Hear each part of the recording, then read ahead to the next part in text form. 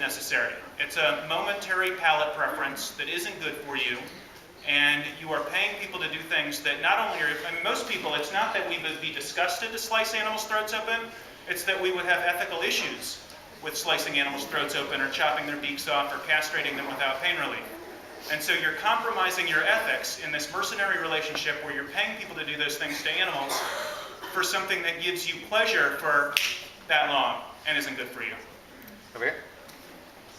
I'm a very practical person. I've been a vegetarian for years now.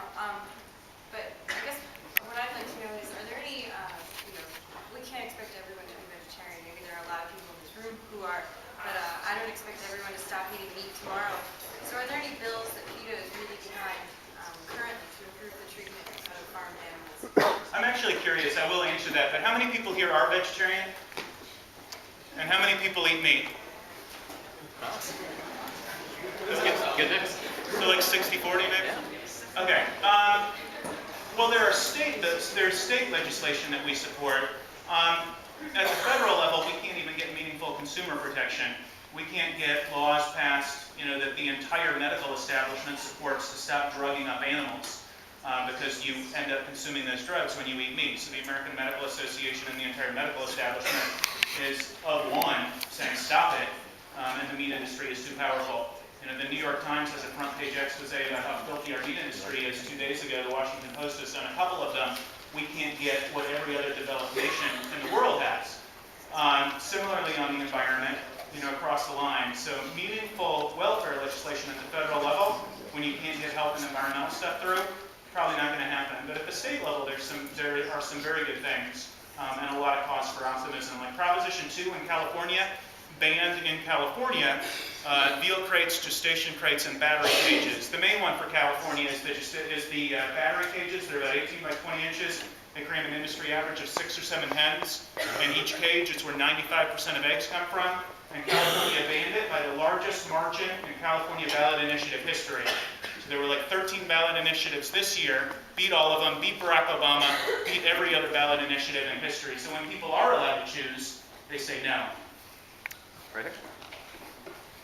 I am an 8-year vegetarian and a 2-year vegan, but I've only recently begun to consider the ramifications of choosing products made by companies like the Coca-Cola Corporation, who violates civil rights issues in foreign countries such as in Colombia, where they were slaughtering union organizers, and in Southeast India, where they were draining village water supplies. So what is PETA's stance on products which are considered vegetarian and vegan, like Coke, which doesn't have any animal products in it, but clearly commits environmental and human rights violations? Well, I mean, PETA, for all of our functions, does not buy Coca-Cola for a range of reasons. And we try to consider, all of those issues to the degree that we can. As an animal rights organization with the mission statement, animals are not ours to eat, to wear, to experiment on, or to use for human amusement, that's where we focus principally.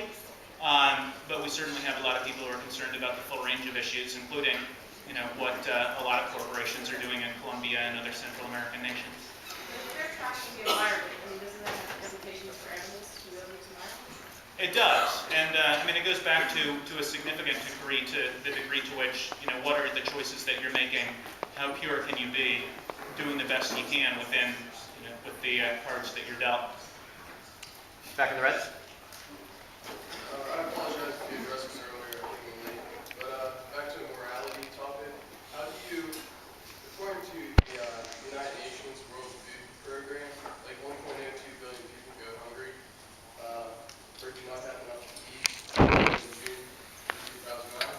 So how do you address taking away a huge food source when there are not enough people like didn't have enough food to eat? Yeah, what was the number? Go 1. What billion? 1.82 billion. 1.82 billion. I think that's people living on less than $1 a day, right?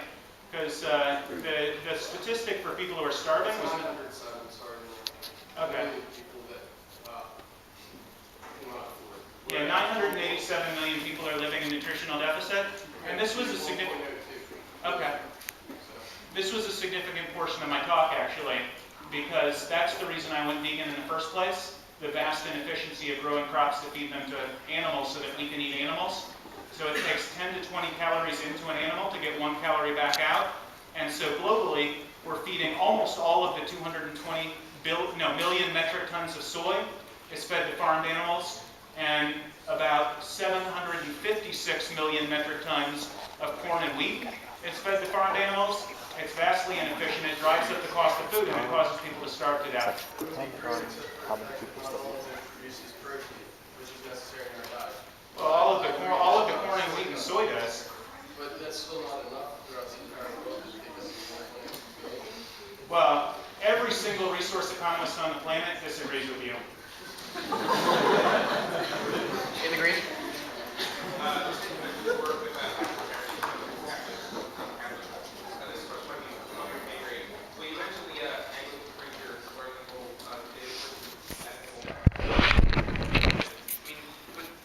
On the opposite, can't you look at the Bible and specifically in the New Testament, countless cases of, look at the loaves and fishes, Jesus using fishes, or go back to the Old Testament, slaughtering the lamb for the Passover.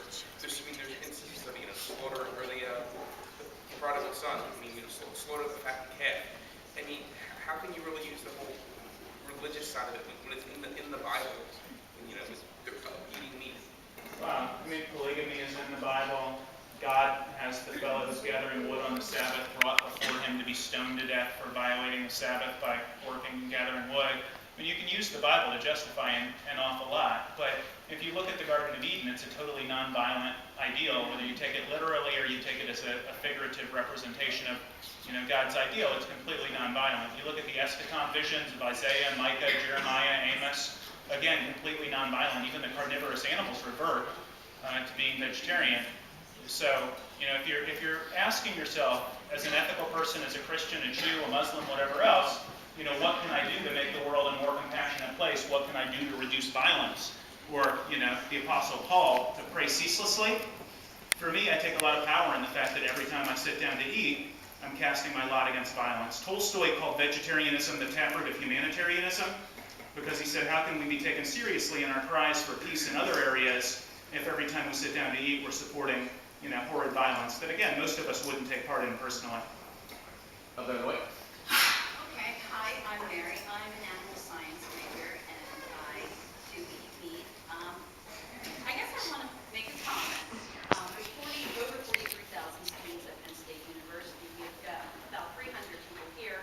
Half of these people eat meat, the other half are vegetarians. What I'm saying to PETA and the Humane Society is look at the numbers. I mean, I'm not saying that the animal industry does not have flaws, but I don't believe you guys are going to get anywhere. You're standing up against one of the most powerful companies, in the food industry. The USDA is the safest organization, I guess what I'm saying to you is, why don't you look at, I see that, but I think every picture, right, but every picture should be like that. And you can take anything. You can take the Humane Society, and you can look at their income tax statement from last year, the $92 million revenue. Then you can put up signs and say, okay, let's help famine, let's help the economy. Well, all right, Humane Society, that $92 million was not going to charity. It wasn't helping every animal in America. Why don't you work with the meat industry? Why don't you say, okay, we're not going to win this battle.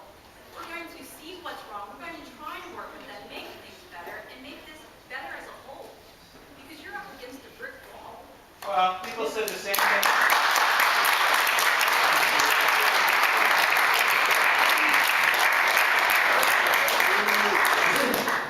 People said the same thing about slavery 200 years ago. They said the same thing about...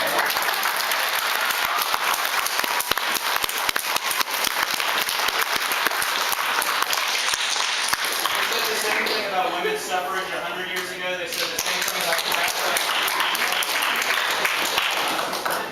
We are going to win. It does example after example after science base is flawed. In every single case, it's flawed. You have the worst case scenario, put it on here, get 150 vegetarians who clap over every liberal,